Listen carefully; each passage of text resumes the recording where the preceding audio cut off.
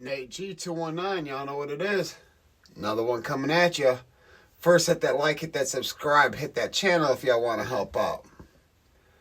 Doing another reaction. Today it's Happy New Year's, first of all. Happy New Year's to every one of you. It's about 8 o'clock in the morning. But you know that's the irrelevance I got to bring to you for the day. Always got to have some irrelevance. But the relevant topic for today is the continuing, this is part 2 of my reaction to Pinocchio, a.k.a. Michael Thompson, a.k.a. the most hated Aryan there is. Ever was, pretty much. Let's get into it. I just wanted to say, see, I told you, because my whole entire life he's convinced his family that he couldn't have children because of a football injury. And that's exactly the response I got from his brother. He refused. Absolutely refused. What do you do? Let me bring you up to speed. Guess I should have done that. This is the part of the video she's explaining to where Michael Thompson had told his whole family and everybody that he couldn't make children because of an old football injury. But he'd always known this was his daughter, and DNA proved it later on, and she's explaining how he just never owned up to being a father, being a man. It buck stopped there. I sent him another letter, never heard another word from him. So I just said, fine, but I tracked him. I always trailed him. Sure. I always knew what, prison he was in. Yeah, and it that's seems how I that found way. out. Well, there's Based on the letters from letters. the different Yep. prisons and Yeah. everything, and you did go visit him in prison, didn't Oh you? yeah. I first met him in 1996.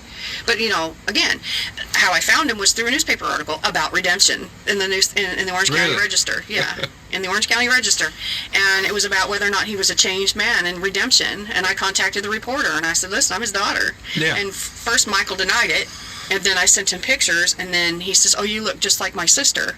Yeah. So, What was- we corresponded, and I met, and What was that rest is like history. first meeting him? Well, okay. It was weird. That was a creepy laugh. That just the whole like how it was to meet your father for the first time, and so she met her father knowing all the monstrous things he'd done.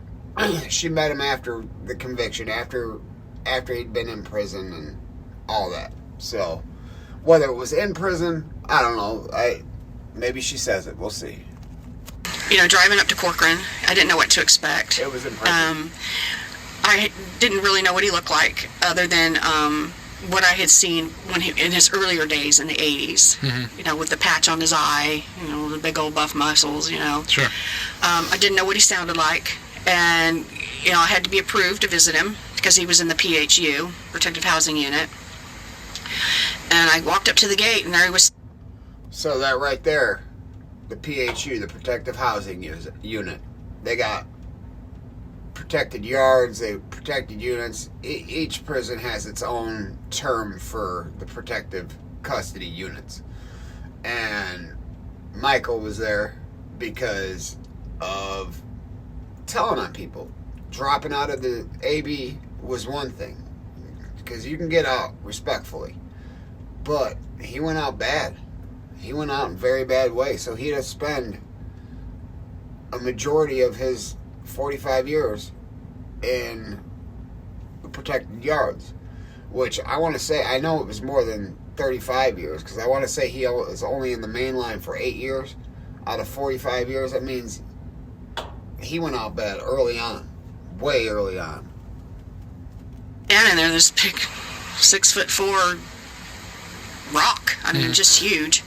And he started to talk, and we all know what he sounds like. It was just like, that voice does not match, the man I'm looking at in these prison blues, walking through all these gates. And I hugged him, and we walked into the pod, and I looked to my left, and there was Charles Manson sitting at a table with his visitor. And of course, didn't want to go, so I'm trying to keep it together. And we sat down and had a visit, and every time I visit. So I did hear bits and pieces of this while I was recording, and you remember what the chump Thompson said about Charles Manson. And however you may feel about Charles Manson, he was another man who was in prison with Michael Thompson. And he was in prison in California, Corcoran. He was in San Quentin. You know, he was one of the most infamous convicted convicts in prison, if not the most infamous of all times, especially back then. I mean, and still to this day his name rings out, and he's been gone for a few years. So Michael Charles was there. I would bring money for vending and stuff like that, and then when I joined the military and left the state, visits obviously ceased because of that, but we obviously kept corresponding throughout the years. So he when you would visit with him, he would acknowledge that you're his daughter? Yes, in fact he told Charles Manson I was his daughter. So it wasn't like friendly, like, oh, this is my friend, this is... Well, you also read, when a cellmate or somebody saw my picture that I had sent to him, and he says, no, that's my daughter, asked if I was his sister. Yeah. And Michael said, no, that's my daughter, you idiot, or something like that. Sure. So when I was sitting there during the first visit, Charles was a little off to my left, so I really couldn't see what he was doing, but he had gotten up and walked behind me and around to my right, standing between Michael and I. And Michael just pushed back his chair. And it was the first time that I actually could see that prisoner's side of him. Yeah.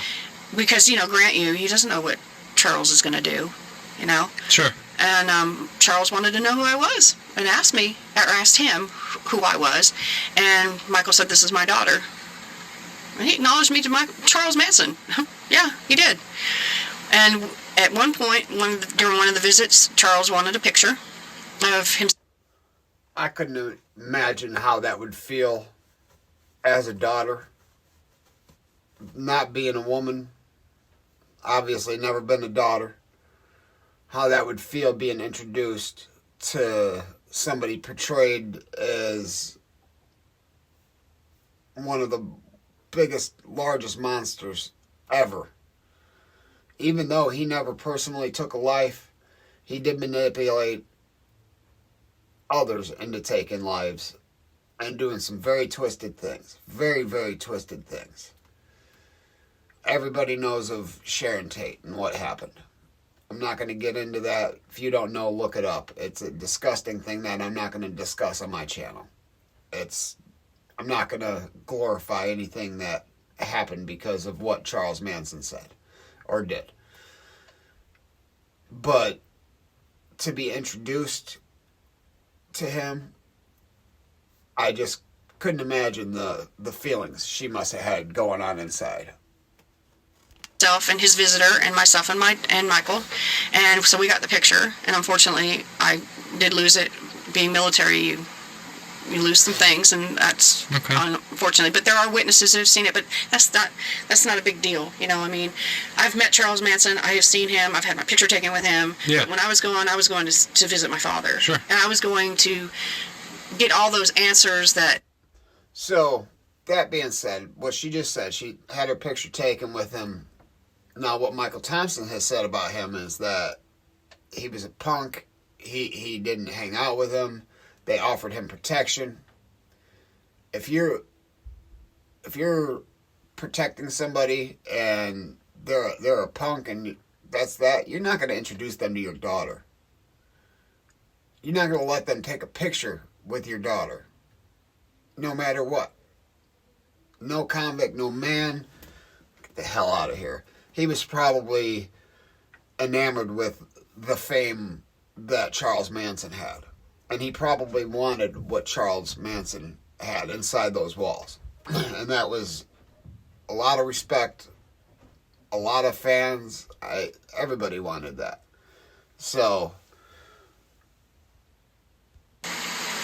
anyone would want. And that's another thing that you brought up that you wanted to dispute from the first podcast.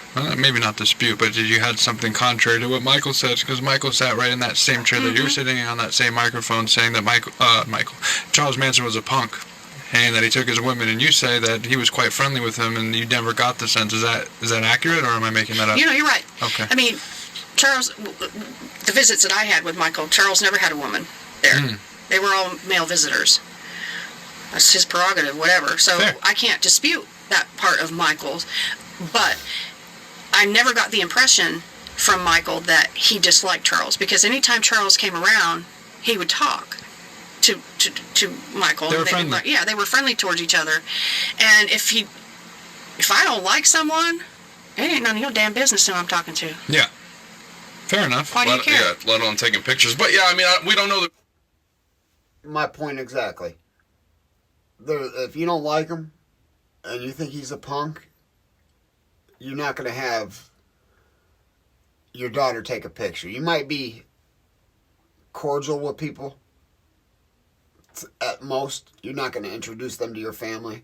You're going to say, keep it moving. And that's just the way it's going to be. But that's not how it was. They were friendly. Hey, take a picture with my buddy Charles.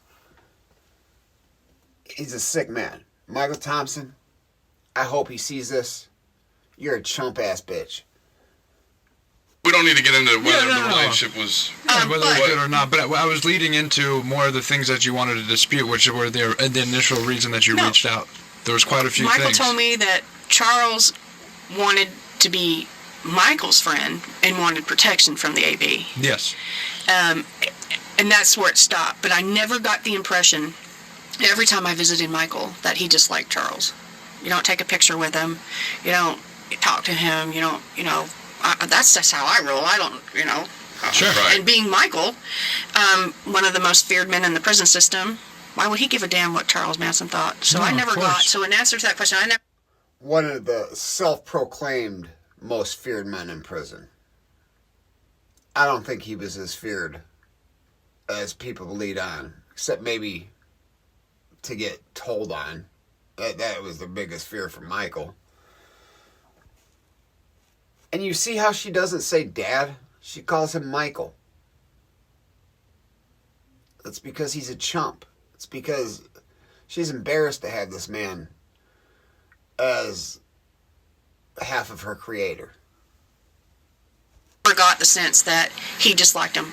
But I'm not him. Of course, I mean that's to be fair. Yeah, that's of course that's your opinion, Yeah. but that's also your firsthand experience. But Oh, yeah. another thing I wanted to bring up, which I think is kind of a big deal. So we're talking again. The purpose of at least this for us is to paint a picture. Is he redeemed? Is he not redeemed? Right? You may say he's not. I may say he is. He may say he's I not. don't It might believe he change. is. I know. And there's another thing you do believe. It's more of a theory than a personal experience. But you have claimed that you believe that Michael has never left the Aryan Brotherhood. I have believed that since day one. I do not believe that he is And defected. I do not yeah, believe that how? at all. Not at all. In fact, All right. That I would have to disagree with. I'm not saying he doesn't move like he's still an Aryan because of his beliefs, because of his own twisted thoughts and patterns of life. And I'm not saying he doesn't have some sort of gang that follows him. They all probably came from the protected yards. But the brand would have killed him. They would have unalived him if he was still a part of the brand. With everything he's spoken about, with everything that he had done, testifying, that's a no-no. It doesn't matter. You can't do that. You can't testify against the opposite race. But to go against what the brand was ordering and then telling on people because of it, he's not part of the brand. And I can understand why you would think he still is, but fortunately or unfortunately, I don't know, that's just not how it works. So I'm just going to put that out there. There's no way that this man's still a part of the Aryan Brotherhood. But another thing I want to point out is these fangirls interviewing this lady. Not saying that they're not doing a good job, but damn, do they seem like some fangirls or what? My God. They would have... I mean, they were gaga over Michael Thompson. They were just... They would have been washing drawers in the protective housing units. Now, I don't know if they've ever made it to prison, jail, anything. Doesn't seem to me like they have any common sense when it comes to the knowledge that you need to survive in a prison or a jail. So, they're just coming off as some fangirls to me. I just feel like he went from the murdering board to the CFO board. How so? Because, you know, he talked about the AB being a criminal organization making money. Yes. Money. Money. It's about money, right? So, As far as I know. he's a very smart man. Yeah. Why wouldn't you want somebody as well educated as he is running the enterprise? Making the call money, right? That's Because he testified. Because nobody that's ever testified can be in charge of any real organization, any real gang. It just can't. They can't. That's a no-no. Instant death penalty.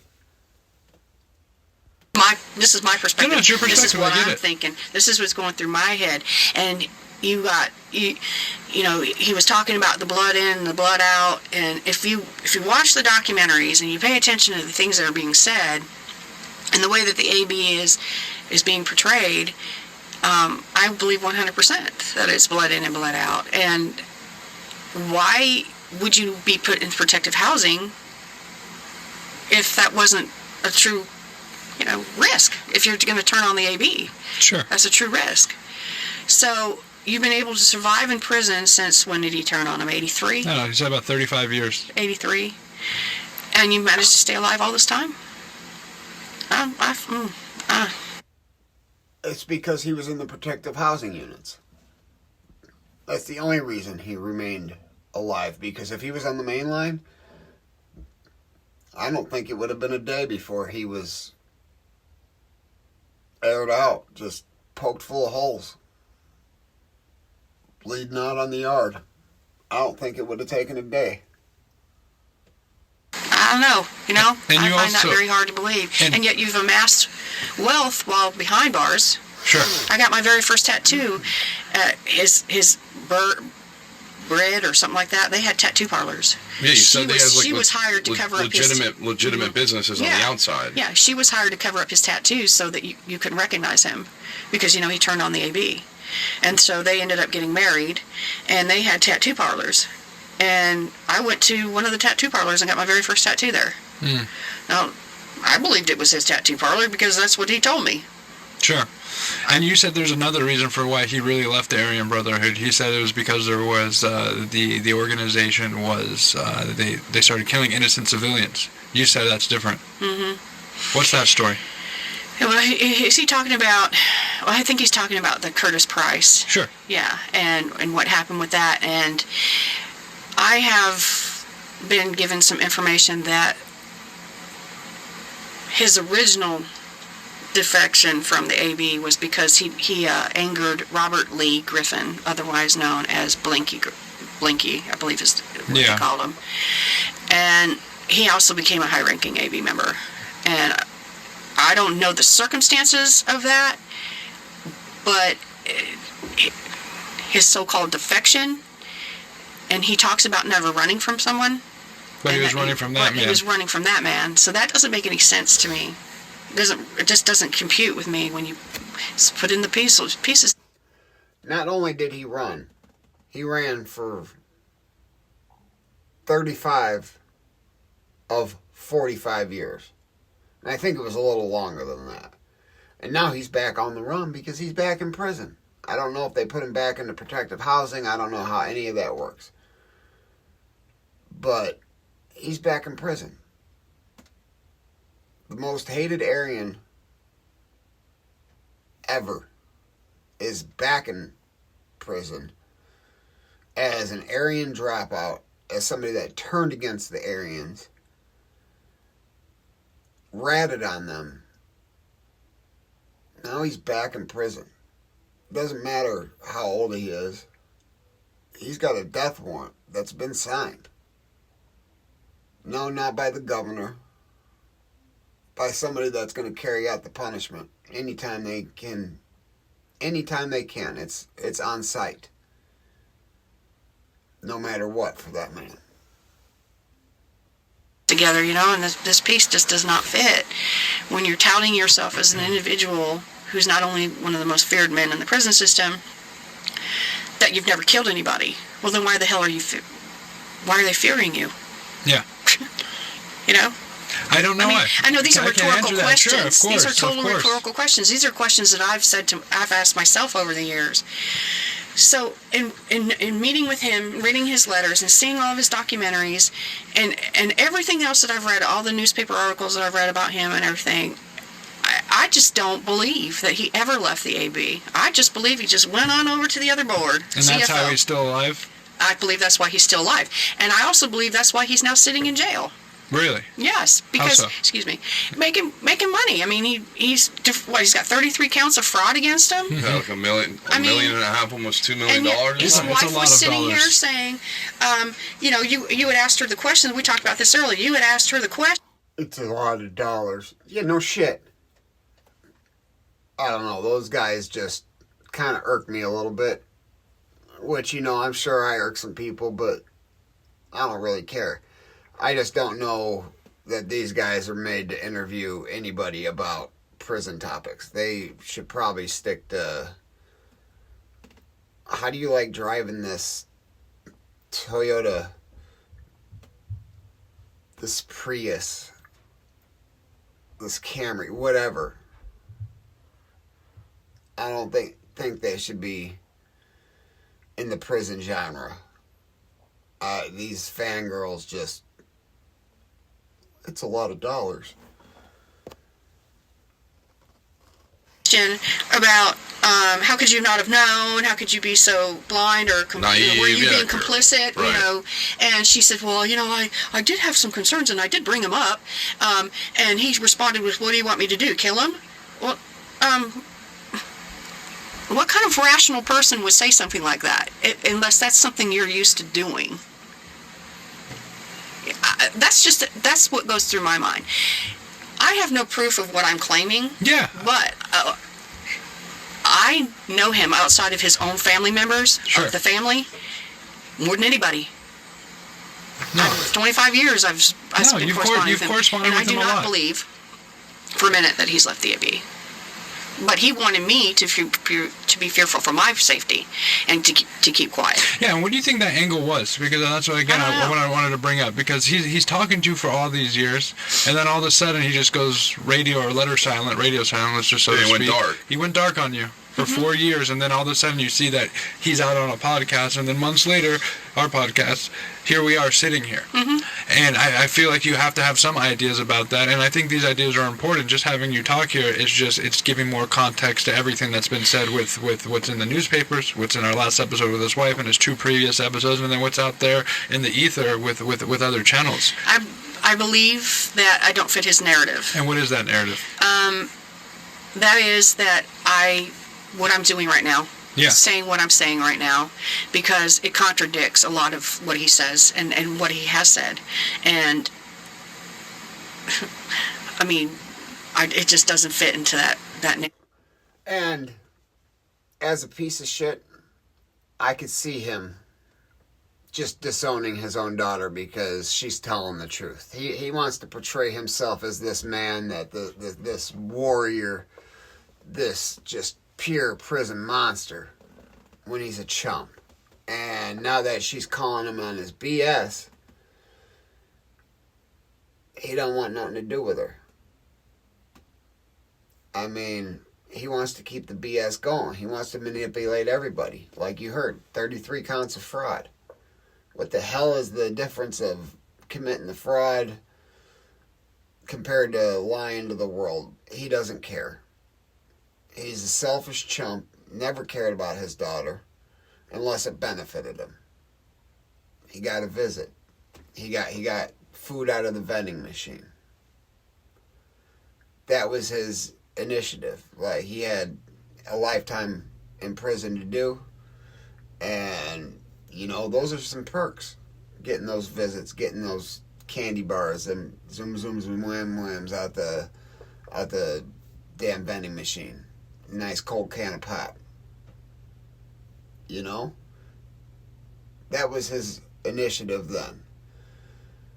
Ulterior motive. He's always going to have an ulterior motive, no matter what that man does in life. That is the narrative being, what he's saying, what you mean is that I'm a changed man. You're a liar. I'm non-violent. You're I'm all a liar. these things. You're a liar. So let me ask you a difficult question. He's a liar. Yeah, I want to ask you a difficult question. As his daughter, do you think he should be behind bars for the rest of his life? Absolutely. Easy, just that easy, not without even blinking. Mm. You think that he's a danger to society as he is? I do believe so. Truly. Yes. Dangerous in the sense where he's in trouble for things like doing what he's accused of doing right now with fraud, or a danger to society that he can take human lives, or something in between Both. that? All Let of me the tell above. you something. Yes. Okay. If the AB wanted to get to him, he's Yeah. a sitting duck. He's in that jail cell right now. Yeah. They could get to him. Why should I sit there and worry about my life and my safety when his wife isn't? And they can get him. They want to get you, they're going to get you. He's sitting in that jail cell. Sure. Well, he's acutely aware that if anybody's going to come up on him, what do you think he's going to do? Well, I hope he's fighting. He's not going to bitch slap him. No. So, I know in many states, in order to become non-affiliated after you've been a shot caller, after you've been anything in a gang, you have to do something called debriefing. And that's where you spill the guts, you tell all. And if the AB is truly able to get to him, they're going to. But from the sounds of things, he's so highly protected that they just can't get to him. And in order to get to those yards, I'm not saying an Aryan won't ever do this, but they would also have to debrief and tell all. And so an Aryan can be sent to protective custody to go at somebody. That can absolutely happen, just like the Gangster Disciples, just like Vice Lords, and any other affiliation out there. But not all of them are willing to go to the lengths to get to yards that Pinocchio was on. The chump of chumps. Not many are going to be willing to tell all just to go kill this man. When now he especially has no effect on the AB. What happened, and there's nothing that can go to reverse that. And if they do get a hold of him, they're going to punish him. Probably by death. No. His demeanor, his philosophy, he tries to tout peace. Yeah. One with the earth, the universe. Well, let me tell you something. There is not a stitch of Native American blood in him. Yeah. Not a stitch. According he is to not your- Native American. So, I never heard him actually say he was Native American. He did say that he was not aware whether he did or did not have any Native American blood. Just that he'd been raised on a reservation. So, but he says he has the Native American ways and that's his beliefs. I don't for a second believe that. I don't know. Let me know what you think about that. I know some channels I'm looking at the camera. I'm not talking about other people. I'm talking to you directly. I won't name names, but you'll be probably happy to hear that. We looked at the ancestry DNA, and there wasn't any native blood in there at all. No, zero. Which is another thing that kind of maybe infuriated you or upset you. It did infuriate me. Okay, infuriate's the right word. Yeah. Okay, got it. And this is not about revenge. This is not about revenge. This is finally, I've remained silent for so long, and now that he's out, Or was out, Yeah. I was seeing it from that perspective of your podcast, Sure. the damage that he could do. and was doing. Yeah. And I am not at all surprised that he was arrested for fraud. Because, Really? No, because, I mean, you've heard him talk. Yeah, it's a good You speaker. know how he speaks. You know, I mean, he comes off, like this. He's slick. Oh, he's slick. He's slick. And, talked about Well-polished, how slick guy. he got, he finally got paroled because of humility, but you read in his letters about, how the parole board always accused him of being manipulative, and, Yeah. He's talked about that too. But I think he's more of a danger outside of the prison system than he is on the inside. Really? Yes, because of what he just has done. And I think that he used you to set up credibility for himself. It's possible. And because I do believe, this is just me, this is my opinion, so there's people have the that same opinion as you. he probably knew that he was being investigated. And, Even when he was doing our first original episode, you think? yes. Oh, you think he knew the heat was already on? I So you think he knew. did our episode as a way to get heat off of him for To show credibility for him. All right, so that's the end of this segment. This is part 2 of 3. I do have another one coming, probably here in a couple hours, maybe later on today. I don't know. But let me know what you guys think. This guy, Michael Thompson, this punk-ass dude. I mean, all the lies and all the manipulation, and I do agree. He's more danger on the streets than he is in prison. But I don't know that he's really going to be violent anymore. He's an old man. Not saying that he can't be. But I think that if he were to really be to be released tomorrow, he's going to go right back into frauding people and doing a bunch of BS. But guys, let me know what you think about this reaction. And wait for part 3. Never forget life's choices, though. Don't do it. You might get defrauded by Pinocchio. You never know. You might, fangirls. That's another thing I wanted to speak on. These fangirls. They were clearly used by Michael Thompson. Now, I'm going to check out his interview on their podcast just to see what they got him, or he got them to believe, because, like you heard her say, he used them as a way to try to get people to trust him and believe his stories. So, and I believe these fangirls did believe it. But that's because it doesn't seem like they've experienced a whole lot of life outside of being a good citizen.